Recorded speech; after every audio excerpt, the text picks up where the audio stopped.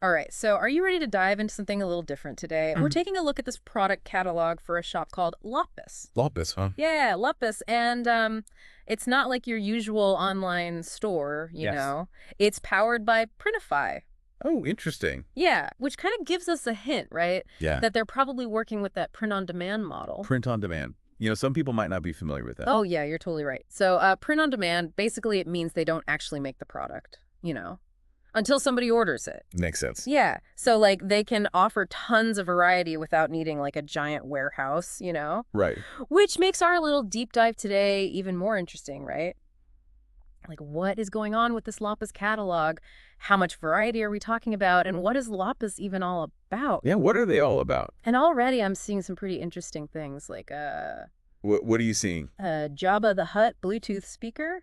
Whoa. Yeah, and a pet food mat. Okay. Yeah. That's quite a range already. Right. I'm officially intrigued, I gotta say. Yeah. No, that right there, already tells us something about them. Yeah, what do you think? Offering like all this wild stuff, right? From like the totally ordinary to like the super unexpected. It seems like they're not going for a specific niche. They're going for like a broad audience. Right. Maybe they're trying to be like the go-to place for, personalized or unique I items. think they want to be the Amazon of weird stuff, Uh-huh. Right. but in a good way.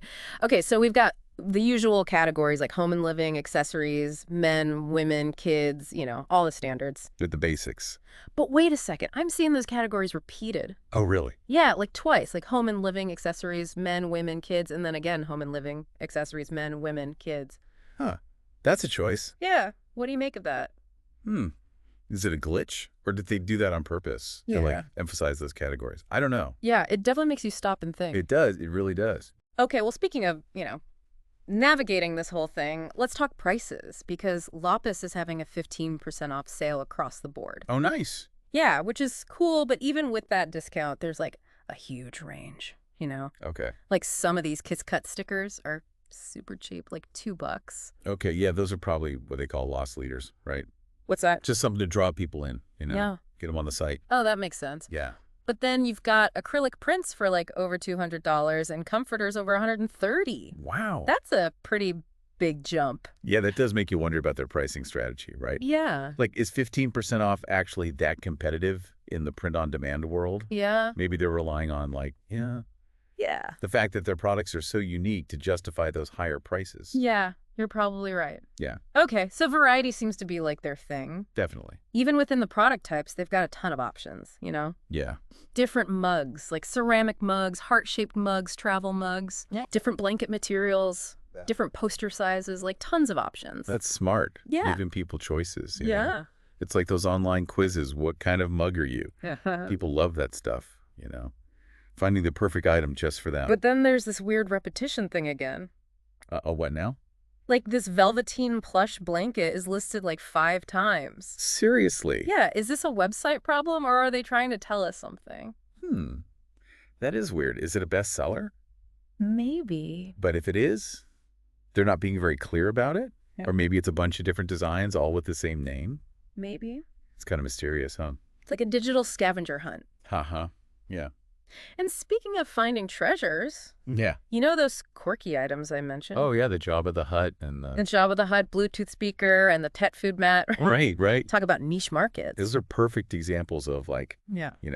this whole trend of personalized and unique products. Right. Like people want stuff that shows their personality, their interests, something different. It got to stand out. Exactly. Okay, so we've got this print-on-demand shop, and their catalog is kind of a puzzle so far. It really is. Huge variety of products, some confusing stuff going on with the prices and those repetitions, Yeah. but we're just getting started right. We're just scratching the surface. So stick with us as we dig deeper into Lapis and see if we can figure this whole thing out. This is where it gets really interesting. I'm ready. All right, let's do it. All right, so we've talked categories, we've seen this wild price range, and we've encountered some seriously head-scratching repetitions in this Lapis catalog. Yeah, it's a lot to take in. It is, but let's get down to Yeah. the nitty-gritty. What are they actually selling here? Well, one thing that really jumps out at me is the variety, like within the product types, Oh, yeah. like they're not just offering a mug. They've got ceramic mugs, heart-shaped mugs, travel mugs. Like it's like they're trying to think of every possible need and preference. Oh, and I see they even have scented candles. And not just like Yeah. one kind either. They've got different sizes, even a coconut apricot wax Oh, option. that sounds nice.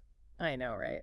I'm getting hungry just reading this. Well, it's clear they understand that, customers like having choices. Yeah. They're not just trying to sell you a product. Right. They're trying to sell you the perfect product for you, Yeah. which is smart, especially online, Yeah. right?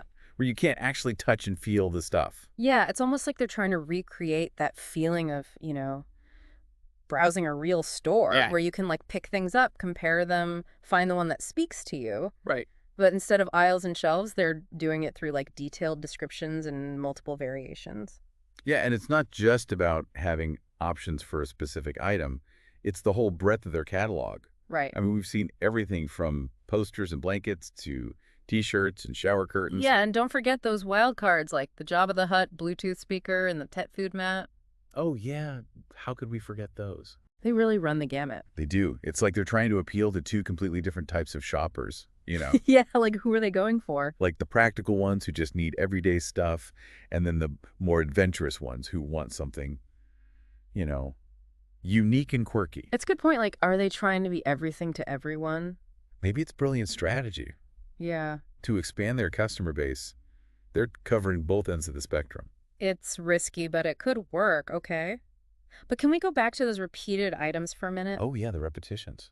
What is up with that? It's still bugging me, like that velveteen plush blanket showing up multiple times, the same categories listed twice.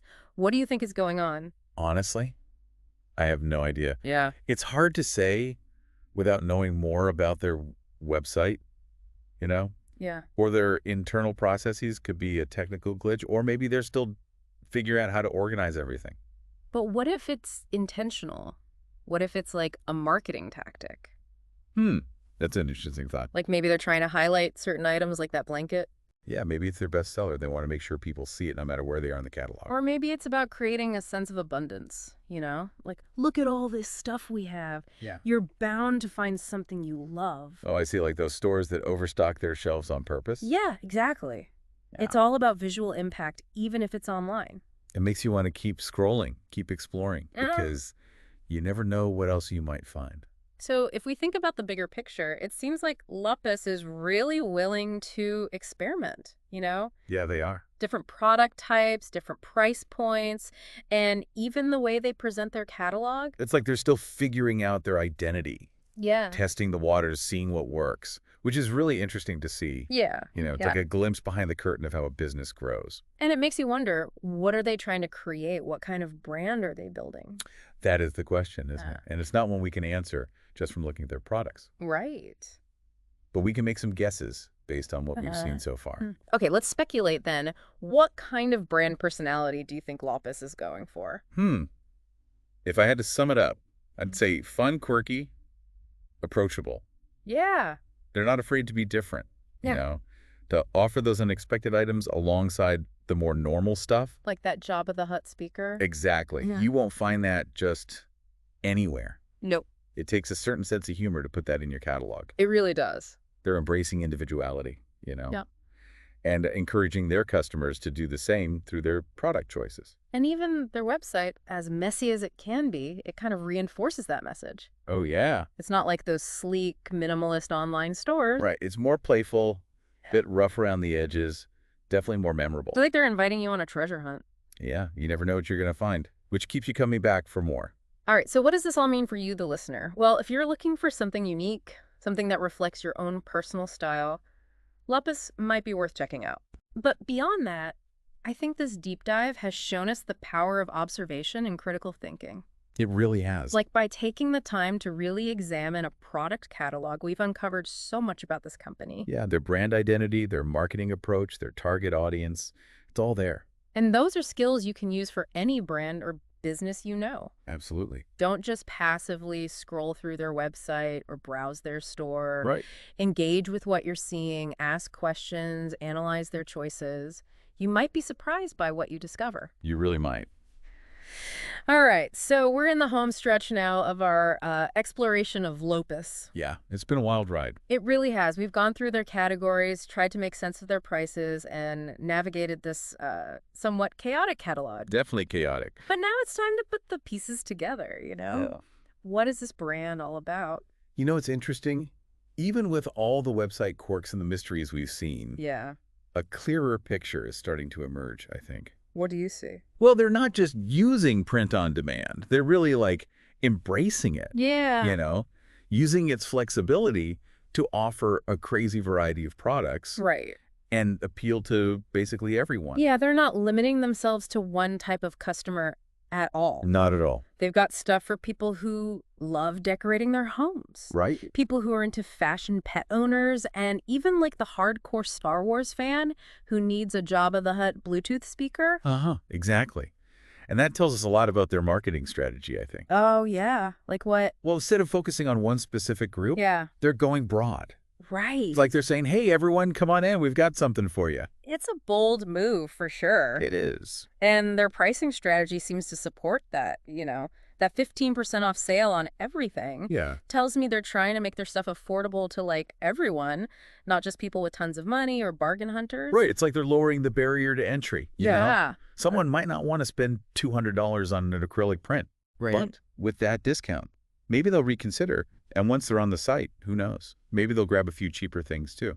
Okay, so to recap, we've got a print-on-demand shop with a huge and diverse catalog, broad appeal, and a budget-friendly approach. Seems like it. But what's the message here? What story are they trying to tell? That's the million-dollar question, isn't it? And it's not one we can answer just by looking at their products. I know, it's frustrating. It is. Oh. But we can make some educated guesses. Okay, let's hear it. What kind of brand personality do you think Lopus is trying to build? Well, if I had to describe it, I'd say fun, quirky, approachable. Yeah, I can see that. They're not afraid to be different, Yeah. you know? To offer those unexpected items alongside the more traditional stuff. Like that Jabba the Hutt speaker. I keep coming back to that. Haha, right. You won't find that at just any store. Nope. It takes a certain sense of humor to include something like that, you know? It does, it really does. They're embracing individuality, and they want their customers to express themselves through their purchases. And even their website, as chaotic as it is, kind of reinforces that message. Yeah, it's not sleek and minimalist like a lot of online stores. Right. It's more playful, a bit rough around the edges, and definitely more memorable. It's like they're inviting you on a treasure hunt. Exactly. You never know what you're going to find, and that keeps you coming back for more. So what does this all mean for you, the listener? Well, if you're looking for something unique, something that really shows off your personal style, Lopus might be worth checking out. I think so. But beyond that, I think this deep dive has shown us something really important. What's that? The power of observation and critical thinking. Oh, absolutely. Like by really taking the time to examine this product catalog, Yeah. we learned so much about this company. Their brand identity, their marketing approach, their target audience. It's amazing what you can find out just by paying attention. And those are skills you can use for any brand or business you come across. Right. Don't just scroll through their website or walk through their store without really looking. Engage with what you see, ask questions, analyze their choices. You might be surprised at what you discover. You never know what you'll find. And on that note, our deep dive into the curious world of Lopus comes to an end. It does. But the exploration can continue. Exactly. We encourage you to check out their website, see what catches your eye. Right. Maybe you'll find some hidden treasures of your own. And remember, keep an eye out for those quirky items, those unexpected gems that make Lopus so unique. Happy shopping.